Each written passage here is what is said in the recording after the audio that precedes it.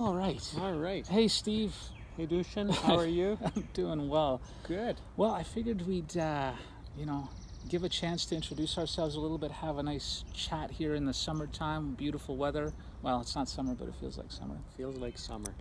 So, Steve, you want to quickly introduce yourself? Yeah, I'm Steve Biggs. I'm a speaker and I write and speak about farm, food, and gardens. So anything to do with the food chain. And my passion is growing edibles, so lots of vegetable gardening, and I've had a lot of fun growing figs over the years. So my claim to fame is growing 50 different types of figs in my Toronto backyard. How about you? Excellent. Well, I had to hook up with Steve because Steve is an edibles expert. I am an edibles rookie, but I love my backyard produce. So I did my first veggie garden last year, and I thought I need to eat way more backyard produce. So I came up with this concept called Seed Voyage, which is seedvoyage.com. And the idea is to be able to sell some of my delicious surplus heirloom tomatoes and peppers and buy what other people in the community are growing. So I launched it recently, and I figured it's a good way for people to explore the benefits of backyard gardening. Excellent. I love the idea because it could really change the food system. It puts the power back to people. Well, I think, it has a lot of potential. There's a lot of different views on where the benefits come from. For me, I just love great food, and it's a simple concept for me as far as, there's ways of looking at improving greenhouse emissions and urban poverty and getting children to understand and appreciate where food comes from. All of that has a ton of benefits, but for me it comes down to just eating better, fresher, tastier food. Well, and one thing that struck me is I have a 13-year-old daughter who's crazy about gardening, and she was saying to me, Dad, I think I might want to do food baskets and sell produce. And so when you get people who are keen on gardening, how do they connect with people who want the food? It's really a fun idea. Yeah, it'll be fun. It'll be a fun summer. I just launched it, and so we'll see how it goes. Good luck. Well, thank you. Yeah. So, Steve, we had, a couple of fun little questions that we wanted to go into.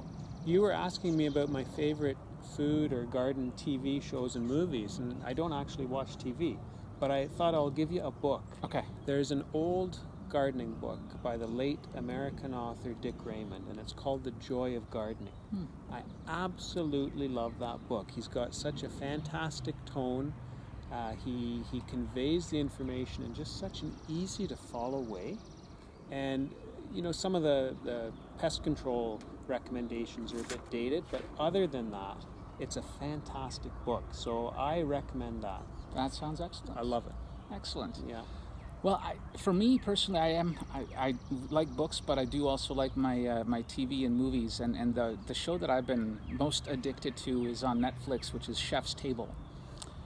It's about some of the world's most interesting chefs and just where they get their inspiration, and a lot of it is based on just finding really cool, unique, different ingredients. And many of them have their own yards and farms, and they source from all these different places. I just think it's a fascinating show.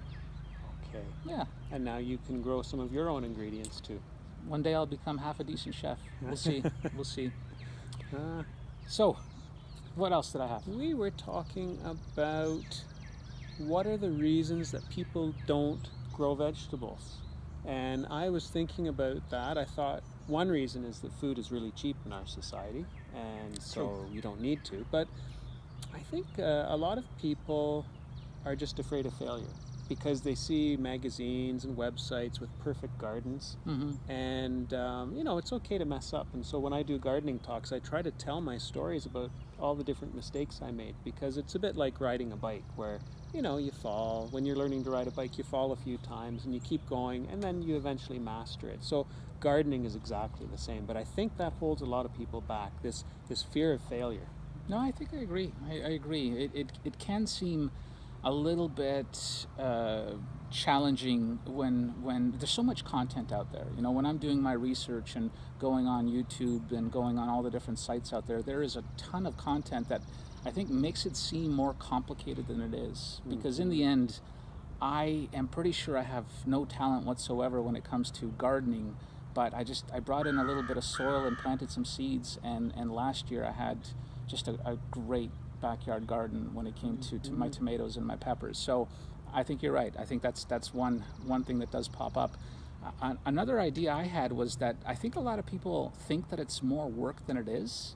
I mean, Yeah. my own personal experience is, yeah, a little bit of weeding, a little bit of watering, but it's, I would be surprised if last year if I spent more than a few hours over the entire Mm-hmm. summer picking off a few weeds and watering. So I don't know if I spent more than 5 or 6 hours over the entire summer taking care of my yard. So I would say it's less maintenance than what people might think it is. I agree. And you can really set up a garden to take more or less time depending what you, the gardener, likes. Yeah, So if you want to be out there all day, you can make it so that you spend the whole day there, yeah, but you can make it a lot easier too. I agree. Yeah. You were asking for a piece of advice. Mm. I think my top piece of advice Mm-hmm. would be that there's no one way to garden. It's like making tomato sauce. There's so many different ways you can make a tomato sauce. Yeah. And same with gardening. You really have to fit it to your life and your yard or your patio or balcony.